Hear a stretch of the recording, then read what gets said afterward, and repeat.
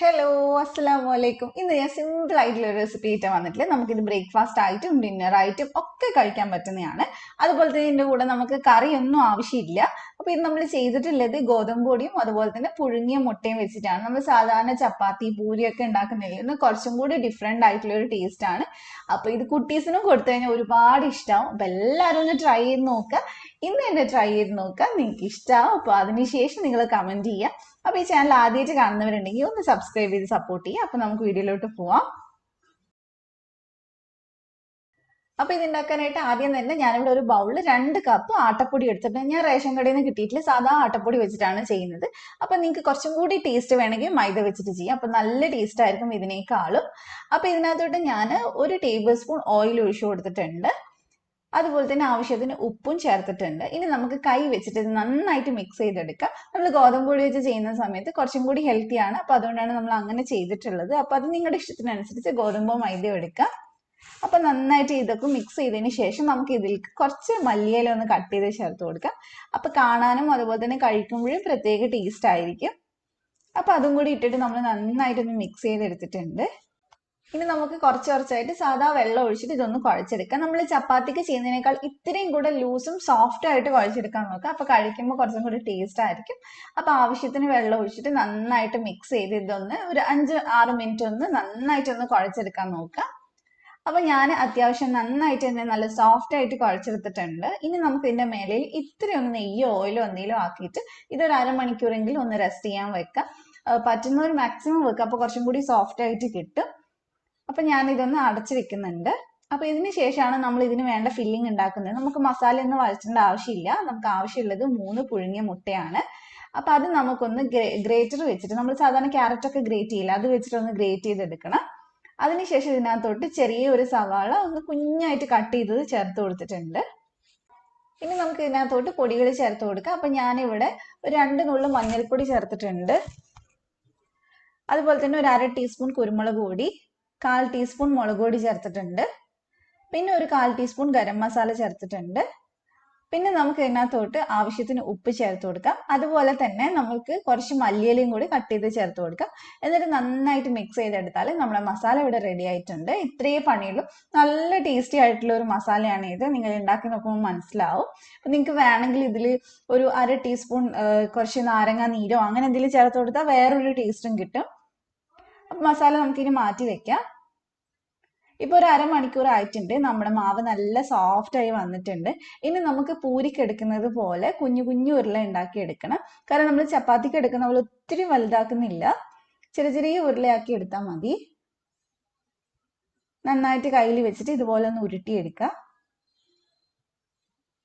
അപ്പൊ ഇതേപോലെ തന്നെ നമുക്കിനി ബാക്കിയുള്ളതൊക്കെ ഒന്ന് ഉരുട്ടി ഉണ്ടാക്കി എടുക്കാം.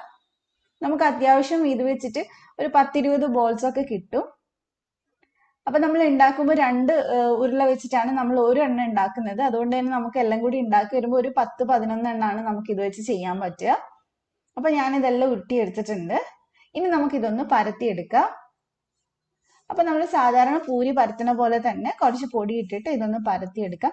മാക്സിമം നല്ല പോലെ തിന്നായിട്ട് നേർമയായിട്ട് തന്നെ പരത്തിയെടുക്കണം. അപ്പോഴാണ് കഴിക്കുമ്പോൾ ടേസ്റ്റ് ഉണ്ടാവുക. അല്ലാതെ ഒരുപാട് കട്ടിയായി പോരുത്. നല്ല പോലെ തിന്നാക്കി പരത്തിയെടുക്കുക.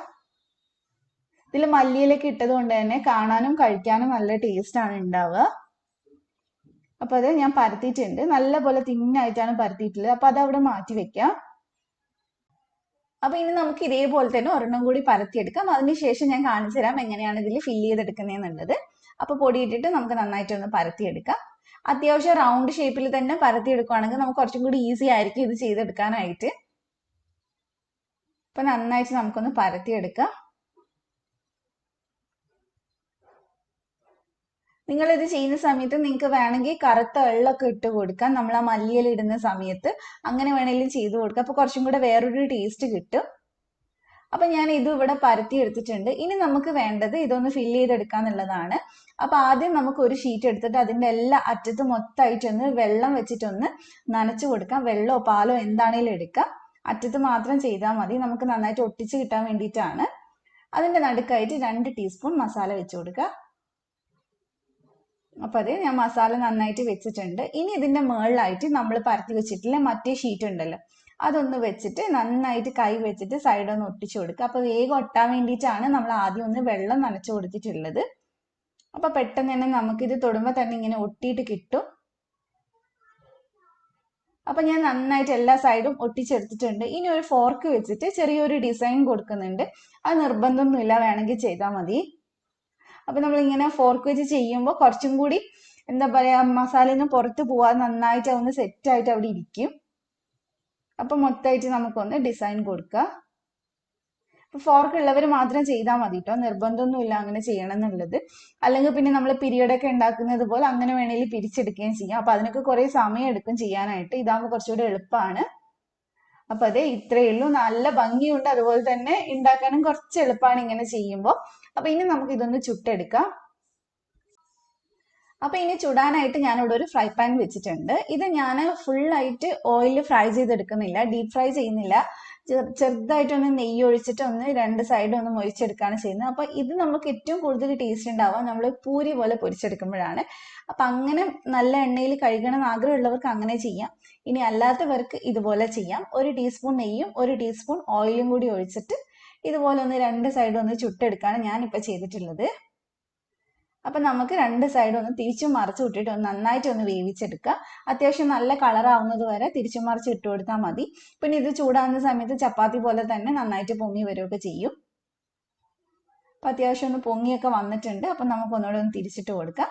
ഇനി ഒട്ടും തന്നെ എണ്ണ കഴിക്കാത്തവരാണെങ്കിൽ ചപ്പാത്തി പോലെ തന്നെ എണ്ണ ഒഴിക്കാതെ നമുക്ക് കല്ലിൽ ചുട്ടെടുക്കാനും പറ്റും.